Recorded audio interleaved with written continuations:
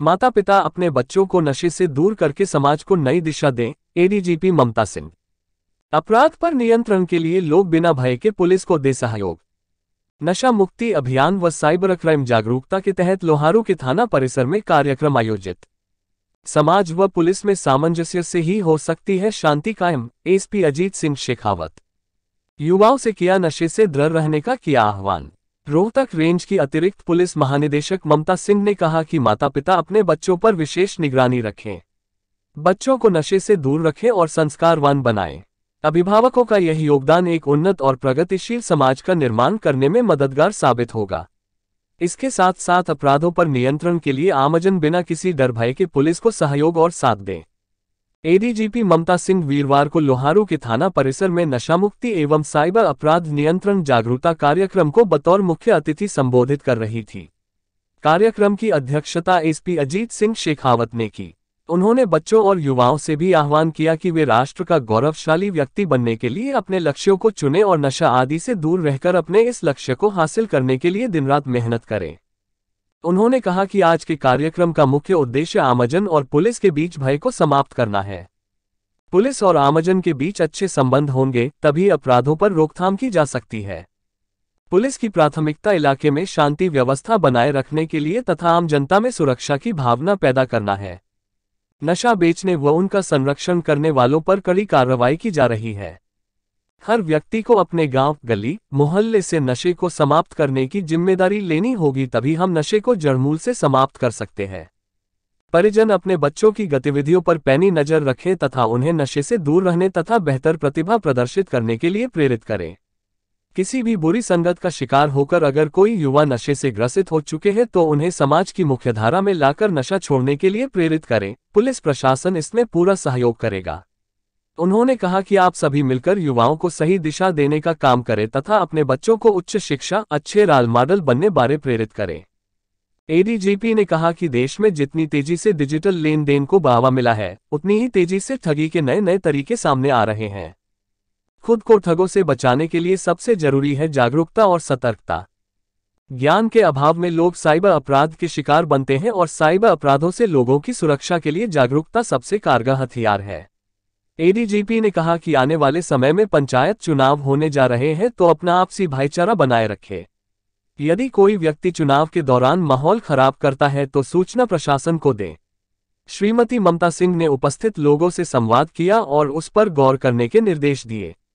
इसके अलावा उन्होंने पुलिस अधिकारियों को नशा व अपराध पर अंकुश लगाने के भी निर्देश दिए। रोहतक पुलिस रेंज की अतिरिक्त पुलिस महानिदेशक ममता सिंह ने कहा है कि सेवा सुरक्षा सहयोग के सिद्धांत को ध्यान में रखते हुए पुलिस आम जनता के साथ बेहतर तालमेल बनाने का प्रयास कर रही है और इस मुहिम में काफी हद तक कामयाबी मिली है। कार्यक्रम को संबोधित करते हुए एसपी अजीत सिंह शेखावत ने लोहारू क्षेत्र को शांतिप्रिय बताते हुए कहा कि यहाँ के लोग शांतिप्रिय हैं, पुलिस को भी सहयोग देते हैं। समाज व पुलिस में सामंजस्य से ही शांति कायम हो सकती है। पुलिस पूर्ण पारदर्शिता के साथ कार्य कर रही है। प्रदेश सरकार व पुलिस प्रशासन द्वारा नशे पर अंकुश के लिए गंभीरता से कार्य किए जा रहे हैं। बुद्धिजीवी नागरिकों के साथ साथ पुलिस अधिकारी व कर्मचारी भी इस दिशा में कार्य कर रहे हैं। पुलिस अधीक्षक ने कहा कि समाज के हर वर्ग को आगे आकर नशा मुक्त भारत की मुहिम में अपनी आहुति देनी होगी। सामूहिक संकल्प व भागीदारी से ही हम न केवल नशा तस्करों को सबक सिखा सकते हैं बल्कि अपनी युवा पीढ़ी को नशे से बचा सकते हैं। नशे से दूर रहते हुए अपने साथियों को नशे से बचाने का प्रण लें।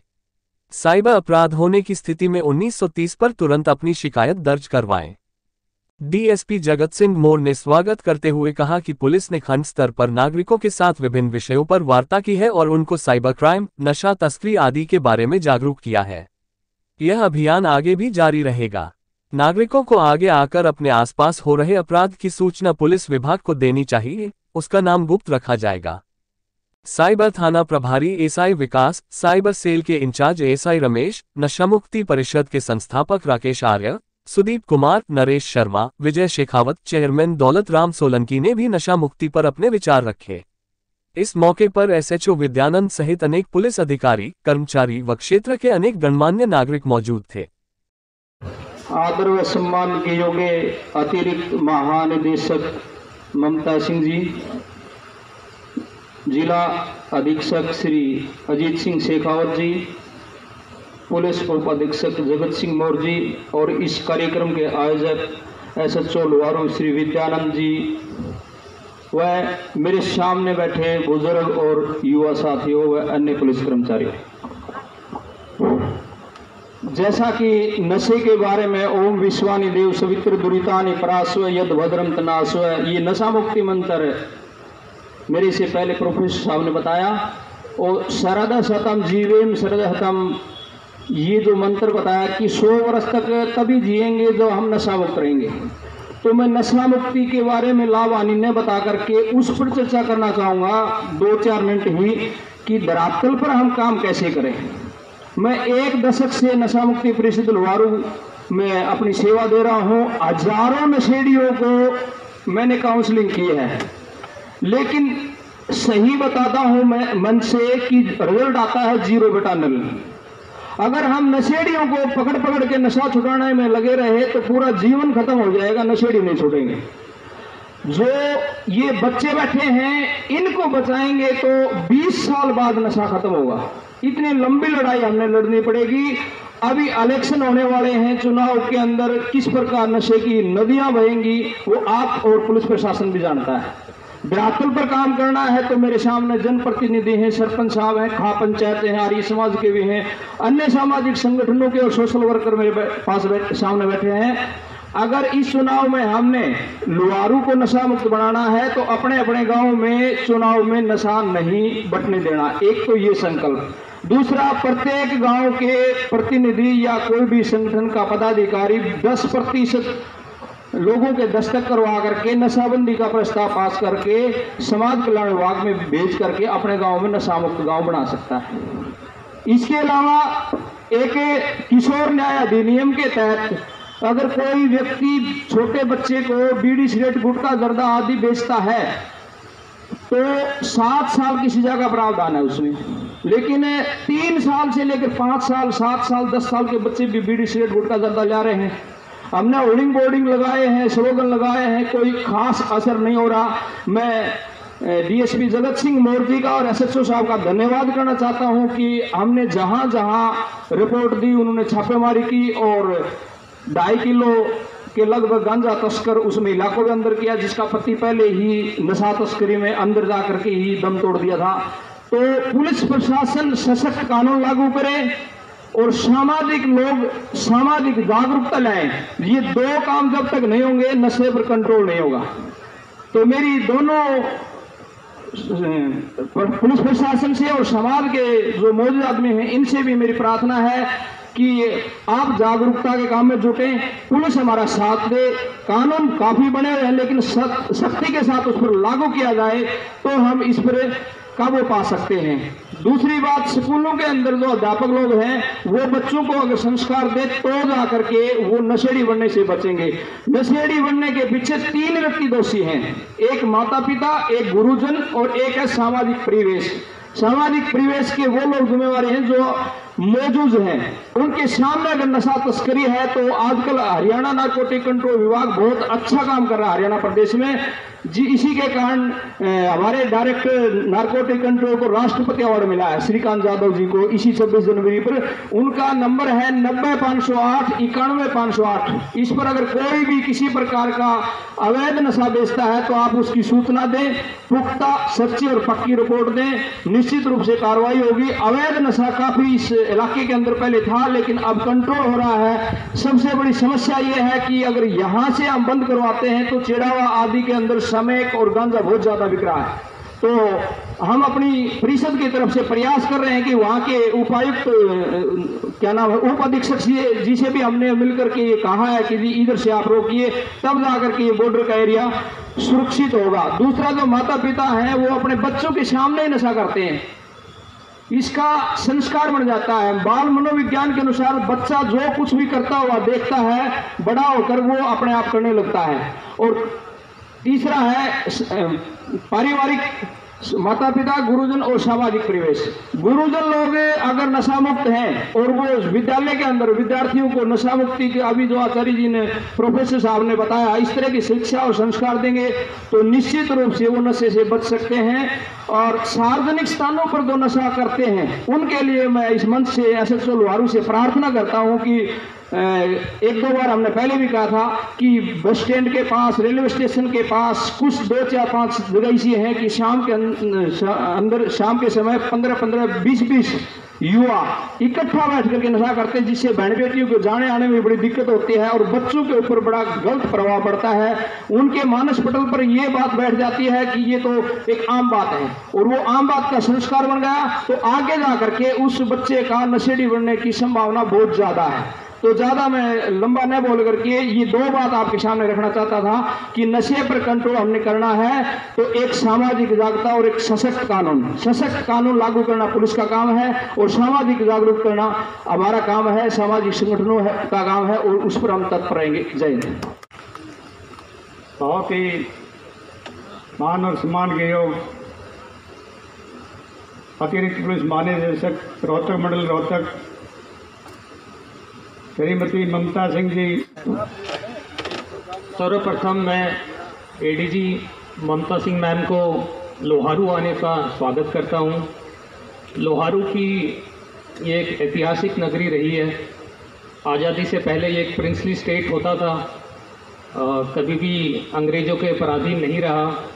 यहाँ पे पहले राजस्थान के जयपुर स्टेट के अंडर रहा लोहारू, उसके बाद में अलवर के अंडर रहा और उसके बाद में नवाब का शासन यहाँ पे आज़ादी से पहले रहा है। लोहारू के लोगों की एक खासियत रही है कि ये सभी का सम्मान करते हैं, बहुत ही साहसी लोग हैं और किसी का भी कुशासन हो, किसी भी तरह की बातें हो, किसी को बिल्कुल भी स्वीकार नहीं करते हैं। नवाब के शासन को भी उखाड़ फेंकने में लोहारू के लोगों की बहुत ही महत्वपूर्ण भूमिका रही है। मैम आपको ये भी बताना चाहूँगा कि लोहारू का जो पुलिस स्टेशन है आज़ादी से पहले 1800 समथिंग से लगातार चलता आ रहा है। इसका एक बहुत बड़ा इतिहास रहा है। पहले यहाँ पे लोहारू के अंदर 2 चौकियाँ भी होती थी, अभी केवल एक लोहारू पुलिस स्टेशन है। लोहारू अपराध की दृष्टि से देखें तो ये मैं कहूँगा कि हरियाणा के सबसे शांत इलाकों में एक माना जा सकता है। यहाँ पे जघन्य अपराधों के बारे में कहा जाए तो बहुत ही नगण्य मात्रा में जघन्य अपराध है। लोहारू क्षेत्र के किसी भी व्यक्ति का नाम जघन्य अपराधों में, गैंगस्टर में, नशा सप्लायर्स में, कहीं पे भी नाम आपको लोहारू के किसी भी व्यक्ति का नाम कहीं भी नहीं मिलेगा। आप हमारी नंबर ऑफ हिस्ट्री शीट भी उठा के देख तो केवल 7 हिस्ट्री शीट इस पुलिस स्टेशन में है, जो कि लगभग 150 साल से जो थाना चल रहा है, केवल 7 आदमी ऐसे हैं जो कि हिस्ट्री शीट यहाँ पे हैं। इससे आपको पता लग सकता है कि लोहारू एक बिल्कुल शांत इलाका है और यहाँ का इस सब का श्रेय लोहारू के वासियों को जाता है। यहाँ के जो गणमान्य व्यक्ति यहाँ मौजूद है उन सबको जाता है। और साथ ही मैं ये आशा करता हूँ कि आगे भी ये लोहारू को जो एक ट्रेंड रहा है, अपराध मुक्त जो लोहारू रहा है, वो आगे भी चलता रहेगा और इसमें हम सब लोगों की भूमिका है। पुलिस प्रशासन की एक भूमिका है, साथ में समाज की आप लोगों की भी एक भूमिका है। हम दोनों के बीच में जितना सामंजस्य होगा उतना ही एक क्षेत्र है उसमें सुख शांति और समृद्धि है वो हमेशा आती रहेगी। पुलिस प्रशासन की तरफ से लगातार हमारी तरफ से प्रयास रहते हैं। हमने पिछले कुछ समय से प्रयत्न किया है कि हमारी ट्रांसपेरेंसी से काम करें, हमारे साथ आपके लिए एक्सेसिबिलिटी हो, किसी भी व्यक्ति को किसी तरह की भी समस्या हो तुरंत हम सबको, हमारे नंबर हैं सबके पास अवेलेबल है, फ़ोन कर सकते हैं। ये पाया गया है जितनी भी रिसर्च हुई है कम्युनिटी पुलिसिंग के बारे में या पुलिस की एफिशिएंसी बढ़ाने के बारे में, जितनी भी रिसर्च हुई है सबका एक मूल मंत्र यही निकल के आया है कि उसी पुलिस को एफिशिएंट कहा जा सकता है जो जनता के विश्वास को हासिल कर सके। लेकिन जनता के विश्वास को हासिल करना एक आसान कार्य नहीं है। ये एक लगातार निष्पक्ष तौर से, न्यायपूर्ण और ट्रांसपेरेंट तरीके से जब पुलिस लगातार काम करती है, सालों तक काम करती है, तब जाके जनता का एक विश्वास हासिल हो सकता है। और इसी दिशा में पुलिस का हमेशा प्रयास रहेगा कि हम इस क्षेत्र में लगातार काम करते रहें, बिल्कुल ईमानदारी से, मेहनत से और आपके निष्पक्ष रूप से न्याय दिलाने की जो है एक प्रवृत्ति है वो हमारे पुलिस के डिपार्टमेंट के अंदर और हमारे पुलिस के जो कर्मचारी हैं उनके अंदर डालने का हमारा लगातार प्रयास रहा है। मैं एडीजी मैम का यहाँ पे आने में स्वागत करता हूँ और उनका धन्यवाद भी करता हूँ। इनका एक बड़ा एक्सपीरियंस रहा है। इन्होंने बड़े कठिन दौर के अंदर हरियाणा में नौकरी की है। बड़े बड़े जटिल जो केसेस रहे हैं, जाट आरक्षण के दौरान जो केसेस रहे हैं, बड़े बड़े केसेस रहे हैं, उन्होंने डील किए हैं। उनका एक लंबा एक्सपीरियंस है पुलिसिंग में। उसके बारे में हमें वो निर्देश देंगी, हमें जागरूक करेंगी। साथ में जो इनके द्वारा जो निर्देश दिए गए उनकी हम बिल्कुल पालना करेंगे। मैं आशा करता हूं कि आप लोगों से भी आज एक संवाद होगा जिसमें आप लोगों को जिस भी तरह की समस्या है, किसी भी तरह के इश्यूज़ है, कोई भी आपके बारे में, पुलिस के बारे में कुछ धारणा है, कुछ बताना चाहें, वो भी आप हमारे सामने शेयर कर सकते हैं। और एडीजी मैम मैं आशा करता हूं कि इन सबका निवारण भी करेगी और हमें भी उचित दिशा निर्देश देगी। सभी से निवेदन है, यदि कोई